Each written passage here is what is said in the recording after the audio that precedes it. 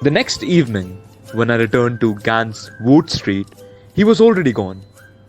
He hadn't taken the fine leather case. It was sitting there, empty, beside the stack of books. Its lid leaning against the wall. In the end, he had stuffed his clothes into his brother's gunny sack. I was actually surprised at first that he had left the books behind. But on closer inspection, I saw that he had taken the little worn edition of Walden. The stove was cold. On top of it, there was a note in Tinker's hand, written on a torn end paper. Dearest Kate, you have no idea what it has meant to me to see you these last 2 nights. To have left without speaking, without telling you the truth, would have been the only regret I carried away. I am so glad that your life is going well. Having made a hash of mine, I know what a fine thing it is to have found your spot. It was a rotten year of my own making, but even at its worst, you always gave me a glimpse of what might otherwise be. I'm not sure where I'm going, he concluded, but wherever I end up, I'll start every day by saying your name. As if by doing so, he might remain more true to himself. And then he signed it. Tinker Grey, 1910. I did not linger. I went down the stairs and into the street. I got as far as 8th Avenue before turning back. I trudged all the way across to Ganswood, back over the cobblestones, up the narrow stair, and when I got into the room, I grabbed the painting of the dock workers along with the volume of Washingtonia. One day he would regret having left them behind. I looked forward to being in a position to return them. Before we move on, I would like you guys to hit a pause and please subscribe to the channel. It's free of cost and you can always change your mind. So just pause this and please hit the red subscribe button. And yes, what a way to start the BookTube journey yet again with an extract from a very new genre. It's actually a book about the post-Depression era, the New York, the Lincoln Highway and a gentleman in Moscow. These are the best-selling books of this famous author. And this book talks about a young woman in the post-Depression era of New York who suddenly finds herself thrust into the high society. And then she makes her way up the social ladder. It's a very new book. It also has very satirical elements.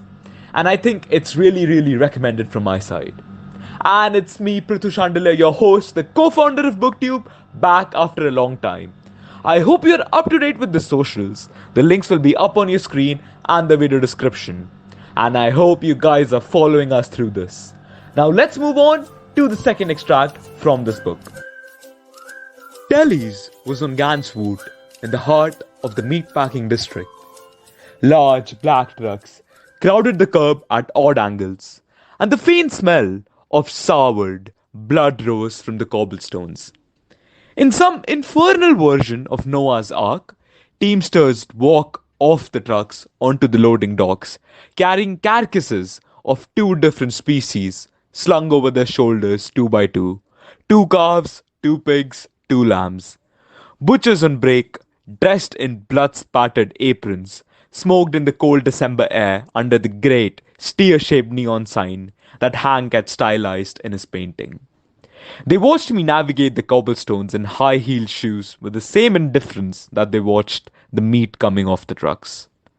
A hophead in a woman's coat was nodding on the stoop.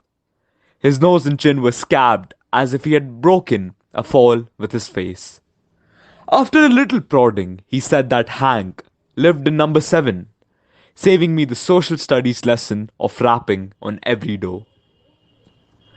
The stairway was narrow and damp. Halfway up the first flight was an old Negro with a cane who could have ascended faster to heaven than he could to the 4th floor. I passed him and climbed to the second landing.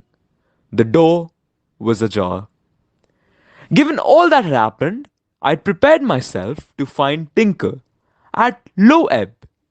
Hell, at one point, I'd even hoped to find him that way. But standing there on the banks of this comeuppance, I wasn't sure I was ready for it. Hello, I ventured, easing the apartment door open. The word apartment, though, hardly applied. Lucky 7 was 200 square feet. It had a squat iron bed with a grey mattress, the sort you'd expect to see in a prison cell or barracks. In the corner, a coal stove sat by a small, thank God for it, window. But for a few pairs of shoes and an empty gunny sack stored under the bed, Hank's belongings were gone. Filled with snappy dialogue, sharp observations, and an array of terrifically drawn characters. Amor Towles' stylish, elegant, and deliberately anachronistic debut novel transports readers back to Manhattan in 1958. And this is just one of the many praises this book has received.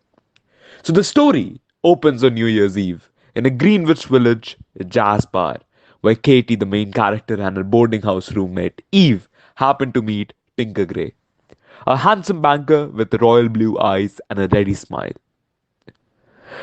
And the story develops onto a different chase, a chase for the social ladder, a way to climb up the social ladder.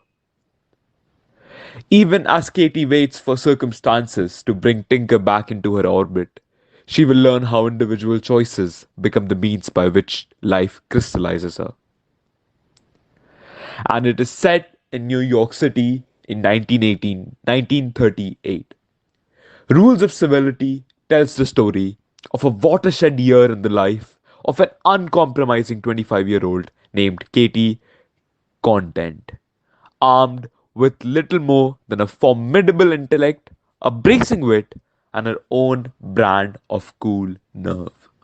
Katey embarks on a journey from a Wall Street secretarial pool through the upper echelons of New York society in search of a brighter future. And that is the book, guys. It is available at Amazon for a price of 370 rupees on Amazon.in, and the links will be up on your screen and the descriptions right now. And we come to an end of this session with a beautiful display of writing in this book. And don't forget to like, share, and subscribe. And thank you for sticking with us.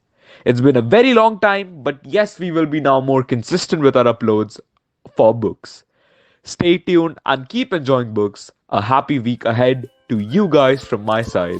This is Prithu Chandela, the co-founder of BookTube, signing out. Cheers and namaste.